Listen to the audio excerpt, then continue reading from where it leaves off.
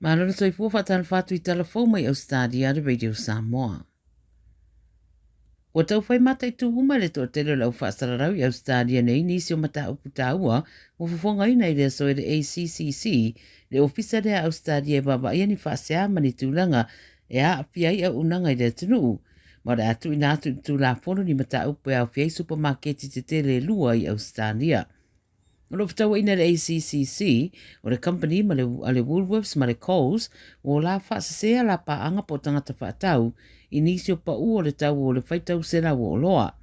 Wa mai le ACCC o supermarketi mai e lua, na si tia tau o la o loa, ai titi mai pe a marisfundi ma pasene, whai mai a mai asina taimi, e si tia ai tau o ia o loa, o na toi tu wina nei se vaenga o lo tau o lo whaia iei se whaapitoa e pa ua I le tau.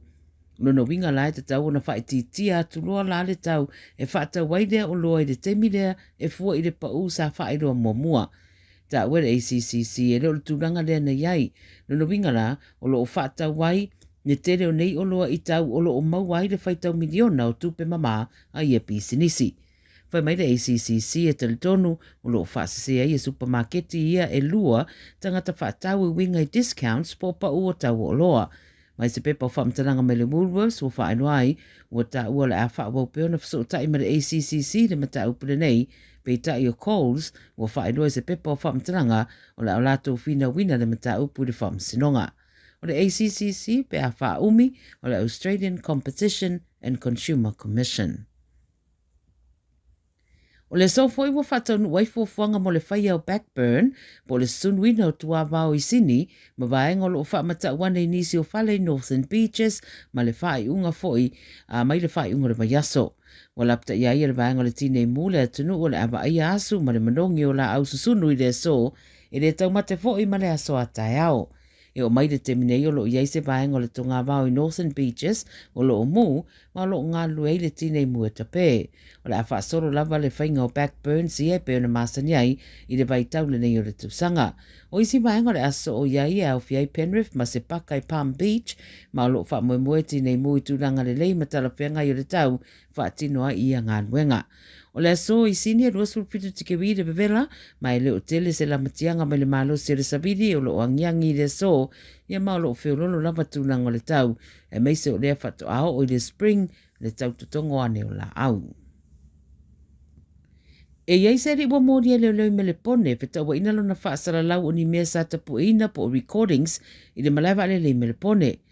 Whai mai o le amatanga o le masina nei na whai aiso e suenga le Australian Federal Police I li poti e whatatau I se tangata o lo o whaalablavengi ai le au unanga po le so tangata le tio I le malaiwa lele.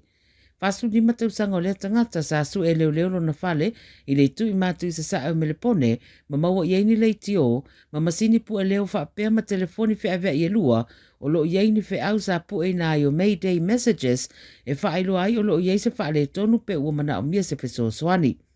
Wa mōri ai nei rai mōri anga e tolu, o le whaalablavengi o wheso ta inga tau le tio ma le whaalele, ma a whai e whaamaunia mōri anga e ono o atu le ruas fitu tau sanga e whale pui pui ai. Ta ue leo leo matua I o ngaonga I e to inga ngai o inga, o no le saunga le mua tangata e whaonga ina au unanga tau whaalele, ma o so se tasi e tau mawhai e lama tia le saunga le mu o le atunu u whemalanga ai, e ala ni awala tau whaasase, pe le whaatanga ina foi e te tau na ave I le tūla fono. O le soe tūra iai le o moria I le whamsinonga. O le mansion po se whale tele e u mia se tasi o ainga whai pisi nisi la wiloa Ausetalia, o le atu ina ilunga le maketi le masina fou, ma le whamtalanga o le urua I whale lei me le pone, o le o atura na tau I le se lau miliona pe siri atu foi.